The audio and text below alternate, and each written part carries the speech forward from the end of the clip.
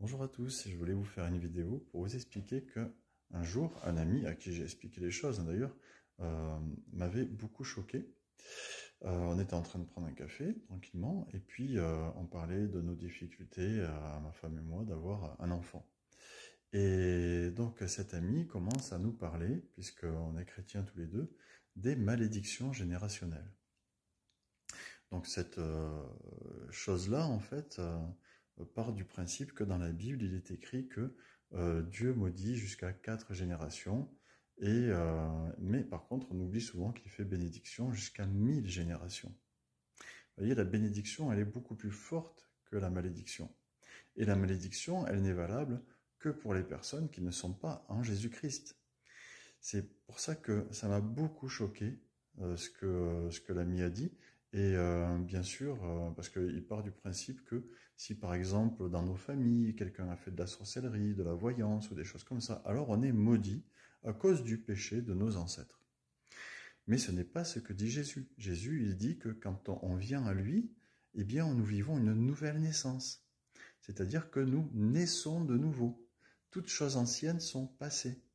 C'est-à-dire que il s'est fait malédiction sur la croix pour nous. Donc il n'y a plus de malédiction, il n'y a plus de condamnation. L'acte qui nous condamnait a été effacé. Vous voyez, donc ça c'est plus pour nos péchés, mais si c'est valable pour nos péchés, c'est valable pour les péchés de nos ancêtres. Sinon, je ne suis pas une nouvelle créature si je suis né de nouveau en Christ, ou bien je ne suis pas né de nouveau. Vous voyez, et ce n'est pas dit, Jésus n'a pas dit vous naissez de nouveau, mais à moitié. Vous voyez, c'est pour ça que ça m'a beaucoup choqué, parce que cette théorie des malédictions générationnelles, qui est vraie pour les personnes qui ne sont pas en Christ, qui ne croient pas en Jésus-Christ. Je crois absolument que cette théorie, enfin, là ce n'est plus une théorie, mais pour les personnes qui ne sont pas chrétiennes, c'est vrai. Mais pour les personnes qui sont chrétiennes, c'est absolument faux.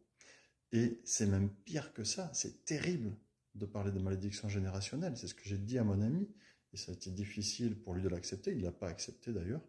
Donc on est resté sur un statu quo, quoi. Mais quand on dit qu'un chrétien peut avoir des malédictions générationnelles, eh bien ça veut dire que Jésus n'est pas tout puissant. Ça veut dire que Jésus fait les choses à moitié. Ça veut dire qu'on a un Jésus de chez Wish ou de chez Lidl, quoi, en fait. Mais c'est pas le vrai Jésus. Et ça me met vraiment en colère. Parce qu'on est en train de présenter aux gens un faux Jésus. Un Jésus qui ne sauve pas entièrement, un Jésus qui sauve à moitié. Et qui a toujours des choses à faire chez les gens alors qu'il a tout fait pleinement. Moi, c'est écrit, je suis désolé, c'est écrit dans la Bible que j'ai toute bénédiction en Christ dans les lieux célestes. J'ai toute bénédiction. Je ne peux pas avoir toute bénédiction et des malédictions. C'est impossible. C'est impossible. Mon Jésus est beaucoup plus fort que ça. Alors, je comprends que vous ayez été enseigné par des pasteurs, etc., et que ces pasteurs auront peut-être vu des délivrances, peut-être vous avez vu des soi-disant délivrances, etc., dans les malédictions générationnelles. Mais, vous savez, le diable fait des miracles à Lourdes. Il est écrit que, et les gens le font le vivent avec foi, et il est écrit que beaucoup diront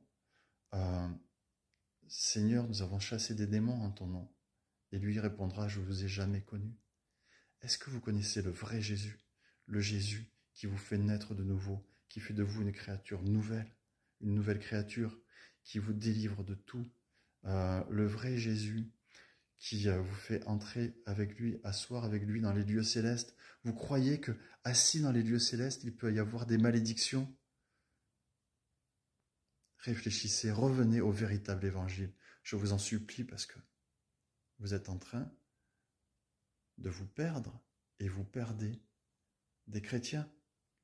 Vous troublez l'âme et l'esprit des chrétiens mal affermis. Vous les troublez. Ils ne savent plus où ils en sont ensuite. Est-ce que Jésus sauve ou est-ce que Jésus sauve à moitié? Non, Jésus est un sauveur et qui sauve entièrement. Soyez tous bénis.